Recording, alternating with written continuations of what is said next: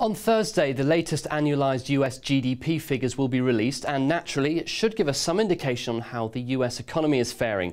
Only today, a major agricultural city in the US, Stockton, announced it will file for bankruptcy after attempts to save it failed. It's the biggest city to seek protection from creditors in the country so far. Well, a sign of things to come or just a glitch? Well, on the line is hedge fund manager of Orwell Group, Jerome Lorenzi. Jerome, there have been concerns about the US economy for a while now. Some experts say it's on a fiscal cliff edge. Others tell us not to worry. With the annual GDP release due tomorrow, what are your concerns? My concern is based on we are going to have a weaker GDP in the coming months.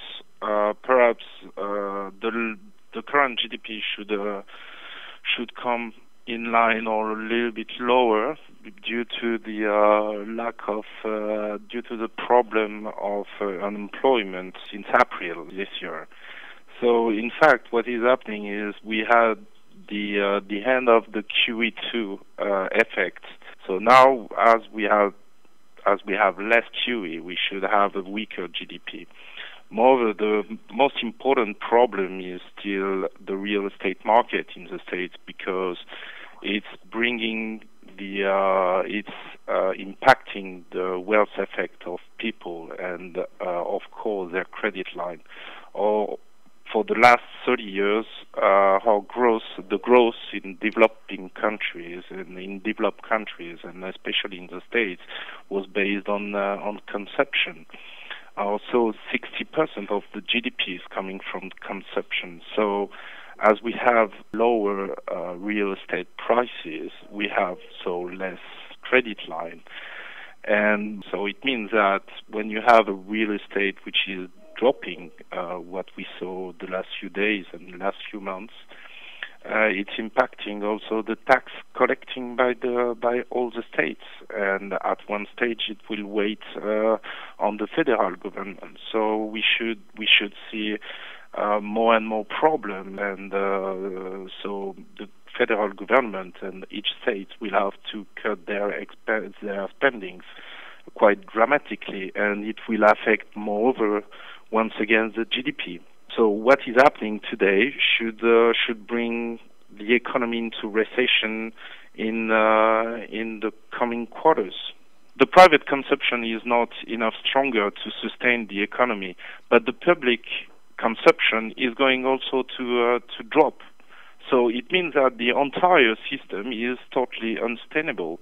We saw a spike on the US dollar at the end of last week, and we could see a shift in the markets to buy more US dollars from now on. Why do you think this is? At the present time, the dollar should become stronger because the uncertainty in Europe is growing. This is perhaps a safe haven. The dollar should strengthen in the coming weeks before dropping massively, and so in Eurodollar we should go up to 121.50.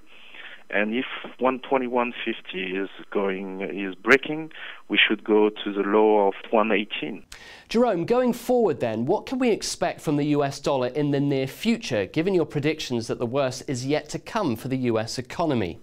It will. I think the fiscal problem will be at the last quarter of 2012 will affect the dollar value. I don't see how the U.S.